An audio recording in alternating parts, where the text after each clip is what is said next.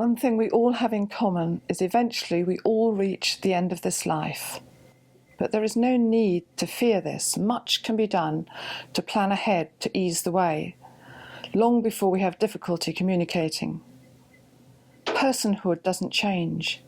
Feelings and emotions remain long after the ability to remember facts and tasks. This picture illustrates that it is possible to look in two different directions from the same standpoint, even assume that others are seeing things the same way. Just as assumptions are made about those living with dementia who may see things quite differently from those caring for them, particularly concerning end-of-life issues. When I arrived in my dementia-friendly village, I was asked to fill in forms about end-of-life wishes. Do you wish to be resuscitated? But it's not a yes or no answer. Under what circumstances do you wish to be resuscitated? When do you not want to be given treatment? Why not? What kind of treatment would you accept or not accept? And not just what kind of pain management. Why not, how would you like your comfort to be managed? Do you want to be bathed or helped to bath yourself?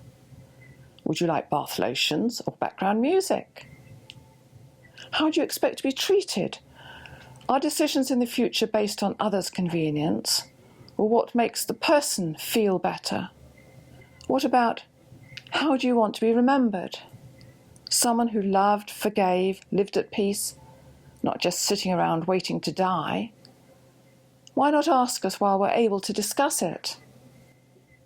Who is the person who knows you well enough to know how you would respond in a situation that you had not foreseen?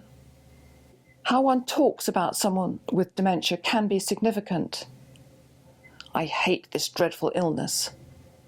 So has the condition replaced the person or disguised them? I love her just the way she is now. Can be acceptance, but can sometimes cover up denial of progression. He's not the same person. He's like a stranger, not my father anymore. But he is. So he needs to be found. I'm back to looking after a child. Well, often children are given more tolerance and acceptance than someone with dementia. He follows me around like a dog. Is he treated like one as well? The real person died a long time ago. So what's left? A clothed skeleton? It's not true that they died a long time ago. They're trapped inside the condition, and no one has bothered to find them. It's like living in a foreign land, not being able to speak the language, and everyone ignores you. End-of-life care is not just getting forms completed. It's an opportunity to get to know someone better. Understand which past patterns can enable them to participate in today. Finding places and opportunities for joy and hope for the future. For many, going to Sunday school in their youth was the social norm, so hymns and choruses can be comforting, even if they no longer attend church. Familiar songs, even nursery rhymes, can bring smiles.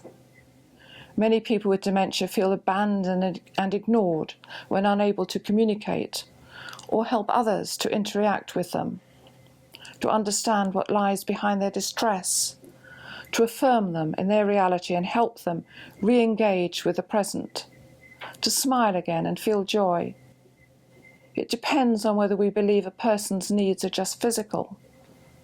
The Mental Capacity Act says decisions should take note of all options for treatment and previously expressed preferences.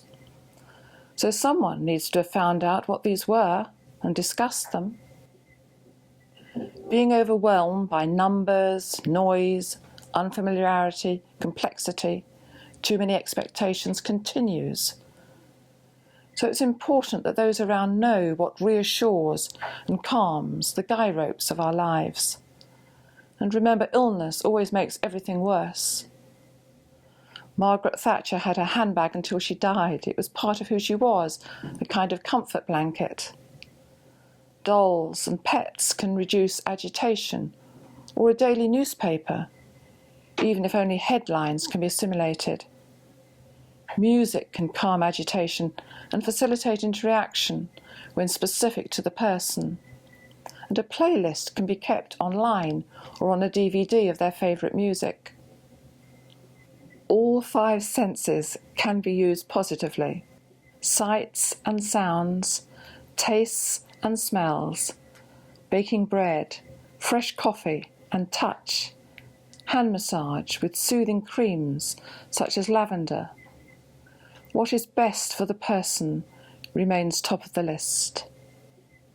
Maslow is well known for his hierarchy of needs, which develop as one matures, reaching the pinnacle in finding one's purpose in life. Some think in dementia the layers peel off, and all that remains is the need for physical care.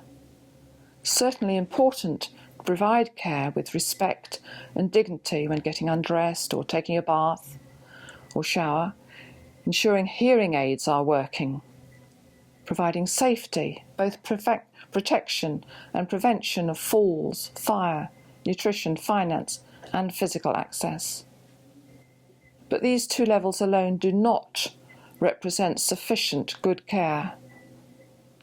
Love and belonging remain an essential need. Relationships can be encouraged and affirmed. Dolls or pets, appropriate hugs or touches. I heard of a care place that included these in the care plan. Self-esteem includes feeling valued. Compliments on clothes, makeup. It's important always to make eye contact. Provide purpose, provide opportunity to be useful. Ask us things, say thank you, make us smile, even laugh. We can find peace and purpose even in later stages. We can be enabled to live with dementia until we die. It's a joy to see faces wreathed in smiles, and no one has contributed to this. I myself want to be, until I die, where people believe I am still there and can still be found. I know I am still precious to God, and one day will be complete again, but it would be good to feel one still has worth here.